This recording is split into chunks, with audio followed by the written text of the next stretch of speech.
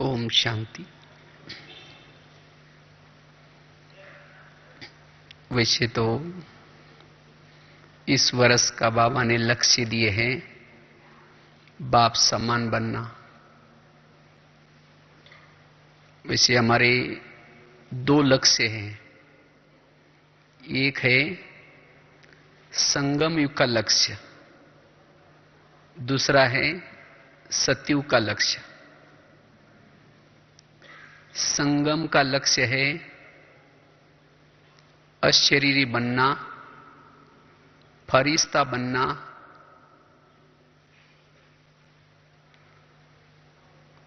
और भविष्य का सतयुग का लक्ष्य है देवी देवता बनना। अगर देवता बनना है उसके पहले हमें क्या बनना पड़ेगा? फरिश्ता बनना पड़ेगा। फरिश्ता के बिना देवता बन नहीं सकते। देवता बनेंगे, लेकिन अगर संपूर्ण फरिश्ता नहीं बनेंगे तो छोटा मोटा पद मिल सकता है, लेकिन ऊंच पद अगर प्राप्त करना है तो क्या बनना पड़ेगा? संपूर्ण फरिश्ता, अशरीरी स्थिति। वास्तव में भविष्य का जो लक्ष्य है देवी देवता का, वो तो संगम के लक्ष्य की परछाई है।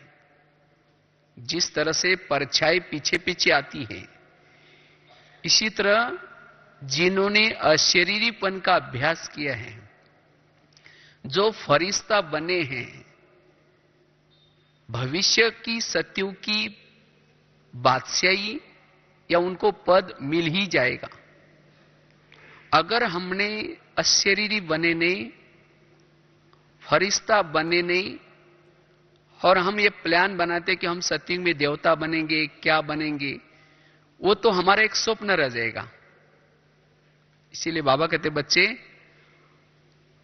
संगम के लक्ष्य तक पहुंचने का पुरुषार्थ करो। अशरीरी बनो, फरिश्ता बनो, डबल लाइट फरिश्ता। अब वर्तमान समय हम सभी कौन है? ब्राह्मण है। ब्राह्मण सो फरिश्ता, फरिश्ता सो देवता। अगर मुझे फरिश्ता बनना है तो पहले क्या बनना पड़ेगा? ब्राह्मण, संपूर्ण ब्राह्मण। केवल नामधारी ब्राह्मण नहीं, संपूर्ण ब्राह्मण किसको कहेंगे? जो संपूर्ण ईश्वरीय मत पर चलता है, ज्ञान की धारणा जीवन में है, आचरण में है। कुक्कड़ ज्ञानी नहीं, जिसको बाबा ने कल कहा था कुक्कड़ ज्ञानी। कुक्कड़ ज्ञानी वाला फरिश्ता नहीं बन सकता। मना केवल दूसरों को उपदेश देने वाला। जैसे वो मुर्गा होता है ना, मुर्गा जगाता है 4 बजे, लेकिन खुद बाद में क्या करता है? सो जाता है। इसी तरह हम भी दूसरों को जगा रहे हैं, ये करना चाहिए, ये करना चाहिए, लेकिन अगर हमारे जीवन में वो बातें नहीं है, उसको क्या कहेंगे? कुक्कड़ ज्ञानी। और कुक्कड़ ज्ञानी फरिश्ता नहीं बन सकता, और जो फरिश्ता नहीं, वो संपूर्ण देवता ऊंच पद भी प्राप्त नहीं कर सकता। इसलिए फरिश्ता बनने के लिए जो बाबा की जो बातें सुनते हैं हम रोज मुरली में, फरिश्ता एक दिन से नहीं बन पाएंगे।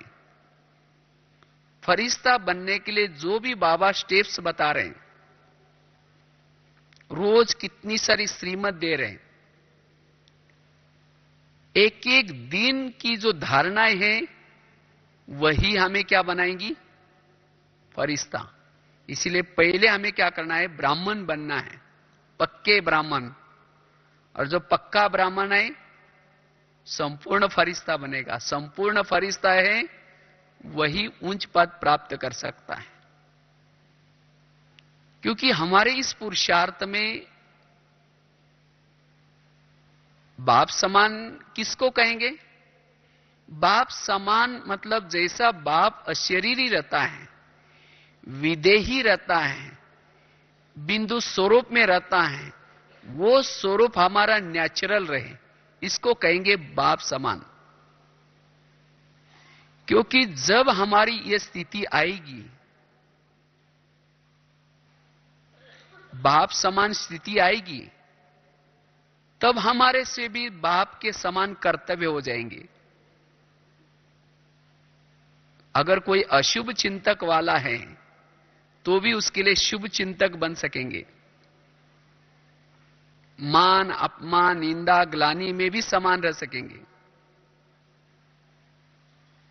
इसीलिए हमें बाप समान बनने के लिए क्या करना है? फरिश्ता बनना है। अशरीरी स्थिति का हमारे जीवन में बहुत लाभ है। क्या क्या लाभ है?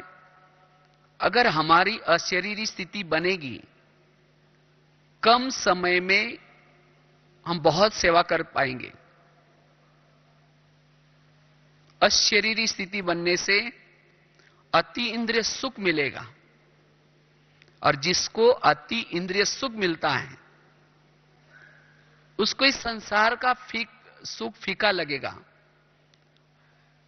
उसको इस संसार की बातों से, चीजों से वैराग आएगा। वास्तव में हमें कोई वैराग मतलब जबरदस्ती करना नहीं है। जिन्होंने ज्ञान और योग का आनंद लिया है, सुख लिया है, जो सचमुच अशरीरी है, उसको ऑटोमेटिकली संसार का वैराग आएगा। ज्ञान का वैराग क्षणिक वैराग है, लेकिन जिन्होंने इस अशरीरी का अभ्यास किया है, अनुभव किया है, उनका वैराग हमेशा के लिए है। इसीलिए बाबा कहते, बच्चे इस बेहद का वैराग करो, और इस बेहद का वैराग करने के लिए हमें क्या करना है? इस अशरीरी स्थिति का अनुभव करना है। अगर हम अशरीरी का अनुभव करेंगे, अशरीरी के अनुभव से हमारी देखते हुए भी न देखने की अवस्था रहेगी। इस संसार में देख रहे हैं, इस संसार की कीचड़ में रह रहे हैं, लेकिन उस कीचड़ का प्रभाव पुरानी दुनिया की विकारों का प्रभाव, वस्तुओं का प्रभाव नहीं रहेगा। शरीर में रहते हुए भी स्वराज्य अधिकारी स्थिति रहेगी। शरीर में रहते हैं, लेकिन शरीर में रहते भी हर इंद्रिय वश में रहेगी। चाहे मन वश में रहेगा, चाहे बुद्धि, मुख, आंखें वश में रहेगी। किसके रहेंगी? जिसकी अशरीरी अवस्था है। अशरीरी वालों के वाणी में बल आएगा।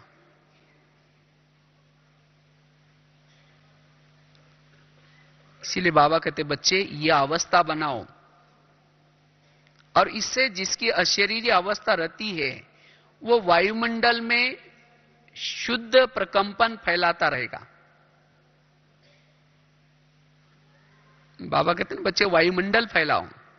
ये वायुमंडल फैलाने की सेवा करने के लिए अशरीरी अवस्था जरूरी है। और जिसकी अशरीरी अवस्था है उसके पर कोई भी विकार वार नहीं कर सकता। जैसे जिस घर में लाइट होती है वहां कोई भी भूत नहीं आता, इसी तरह जिसके शरीर रूपी घर में ये आत्मा का दीपक जलता है, उसके शरीर में कोई भी विकार रूपी भूत नहीं आएगा। इसीलिए बाबा कहते, बच्चे ये अवस्था बनाओ। नहीं तो आज कभी कभी हम कोई संस्कार के वशीभूत हो जाते हैं, कोई न कोई स्वभाव के वशीभूत हो जाते हैं। क्यों? क्योंकि अशरीरी स्थिति नहीं।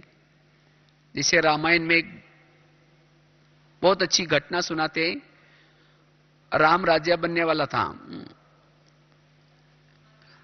तो राम और रावण का युद्ध चलता था। जब युद्ध चल रहा था तो राम क्या करता है, रावण का एक सिर काटता है, फिर दूसरा काटता है, फिर तीसरा काटता है। सिर तो कट जाते लेकिन दोबारा आकर के जुड़ जाते। तो राम तो परेशान हो गया। इतने में विभीषण आता है, कहता है ये ऐसे नहीं मरेगा, आप उसके नाभि में तीर लगाओ। और जब उसने नाभि में तीर लगाया तो रावण क्या हो गया, मर गया। इतना समय क्यों नहीं मरा? क्योंकि उसने एक एक सिर काट रहा था वो। इसी तरह आज हम भी रावण को मारने में लगे हैं, कोई 2 साल से, कोई 4 साल से, कोई 6 साल से, लेकिन नहीं मर रहा है। क्यों? क्योंकि हम क्या कर रहे हैं, एक एक विकार को खत्म कर रहे हैं। कभी काम का गला काटते हैं, कभी क्रोध का काटते हैं, लेकिन ये गले जुड़ जाते हैं। क्यों? क्योंकि हमने देह अभिमान रूपी नाभि में तीर नहीं लगाया। इसीलिए बाबा कहते बच्चे, देह अभिमान रूपी नाभि में तीर लगाओ तो रावण मर जाएगा। सबसे बड़ा विकार है देहाभिमान। इसीलिए बाबा कहते बच्चे, अशरीरी बनने का ये क्या करो, पुरुषार्थ करो। अगर हम अशरीरी अवस्था में रहते हैं, अशरीरी अवस्था में रहने से अंतर्मुखी बनते हैं, ज्ञान का चिंतन कर सकेंगे। जितना हम अशरीरी अवस्था में रहते हैं, अंतर्मुखी बन सकेंगे, अपना चिंतन कर सकेंगे। इसलिए बाबा कहते बच्चे, ये अशरीरी अवस्था का अभ्यास करो। अशरीरी में रहने से आत्मबल बढ़ता है, मनोबल बढ़ता है। जीवन में जो भी सद्गुण धारण करना चाहते हैं वो सद्गुण धारण हो सकेंगे। सद्गुण कोई जीवन में धारण करने की चीज नहीं है, लेकिन जब अशरीरी अवस्था में रहेंगे, सहनशील बन सकेंगे, नम्रचित रह सकेंगे, शांत रह सकेंगे, खुशी में रह सकेंगे, आनंद में रह सकेंगे। इसीलिए बाबा कहते बच्चे, इस अशरीरी की तपस्या करो। ब्रह्मा बाबा ने क्या पुरुषार्थ किया? ब्रह्मा बाबा ने इस